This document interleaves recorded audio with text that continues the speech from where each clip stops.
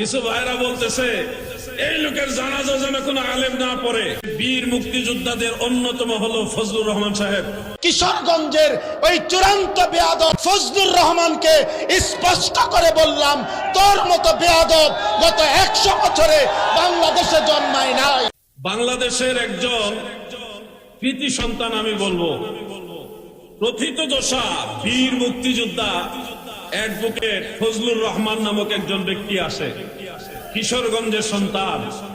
1971 সালে তিনি বাংলাদেশকে স্বাধীন করার জন্য অস্ত্র হাতে নিয়ে এই দেশের এই ভূখণ্ডের মানুষের যারা শত্রু তাদের সাথে জিহাদ করে লড়াই করে এই দেশকে পবিত্র যারা করেছে, স্বাধীন যারা করেছে, যে বীর মুক্তিযোদ্ধাদের অন্যতম হলো ফজলুর রহমান সাহেব।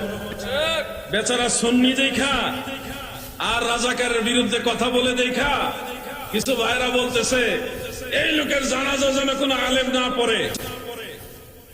বীর মুক্তিযোদ্ধা অ্যাডভোকেট ফজলুর রহমানের জানাজা নবীর দুশমনরা পড়ার দরকার নাই, আর জানাজা পড়বে আশিক রাসূল সুন্নি আলেমরা। ঠিক কিনা বলে?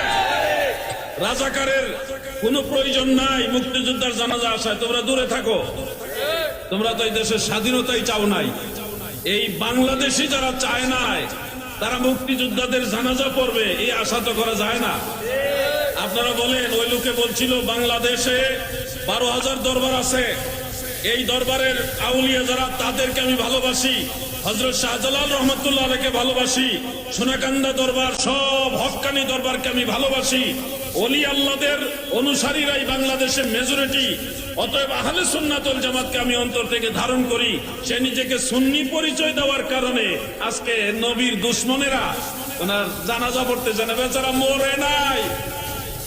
এমনও তো হইতে পারো তুমি উনার জানাজা পড়তে চাও না, দেখা গেছে উনার আগে তোমার জানাজাও হইতে আল্লাহু আ'লাম। এই জন্য বলি, খবরদার, বাংলাদেশ ওলি আল্লাহর দেশ। আল্লাহর ওলিরা মানুষদেরকে মায়া মহব্বত করে, মেহমানদারি করে, আদর স্নেহ দোয়া তাদেরকে পরকালের কথা স্মরণ করায় দেয়, বিধায় মানুষের উপর উগ্র হয় না, মানুষকে আদব শিক্ষা দেয়, মানুষের প্রতি যে দরদ এটা শিক্ষা দেয়। তারা হিংস্র নয়। তার মানে এই নয় যে তোমরা ওলি আল্লাহদের বিরুদ্ধে দাঁড়ায় গেলে আল্লাহর ওলিরা চুপচাপ থাকবে।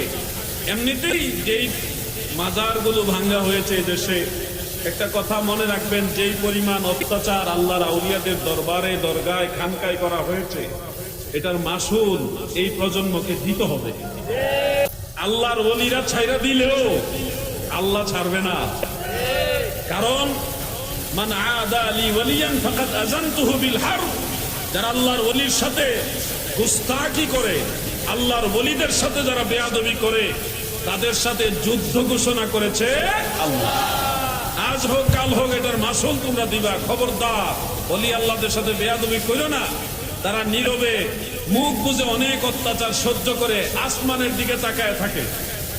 আসমানওয়ালা, সারা সৃষ্টি জগতের মালিক যিনি, তিনি যে ফয়সালা দেয় ওইটার উপরে আল্লাহর ওলিরা তাকায় থাকে। আমি ওই কথাগুলো প্রাসঙ্গিক বললাম, আপনাদেরকে বলছে আহলুস সুন্নাহ ওয়াল জামাত এটাই একমাত্র নাজাতপ্রাপ্ত দল। তুই স্বাধীনতার পক্ষের না, তুই স্বাধীনতার শত্রু, তুই এদেশের শত্রু বেটা। জুতা মারো তালে তালে।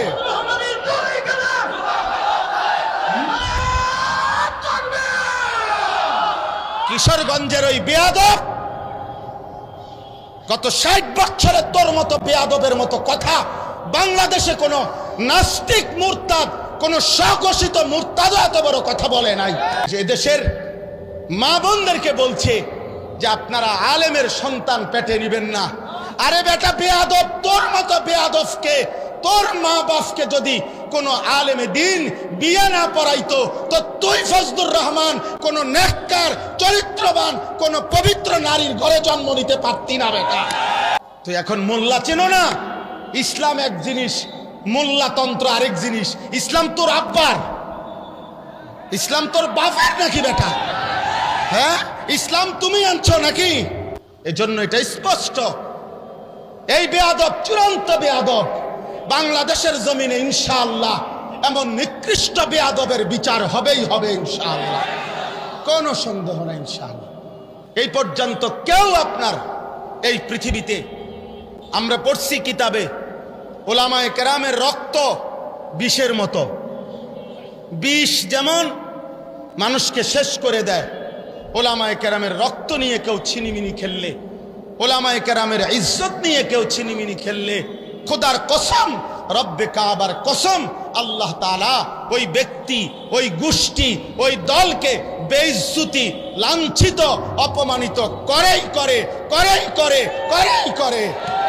এজন্য 16 বৎসর যারা জুলুম করেছে, ওলামাদেরকে বেইজ্জতি করেছে, আজকে তারা নাই, হক এখনো বাংলার জমিনে বহাল আছেই আলহামদুলিল্লাহ।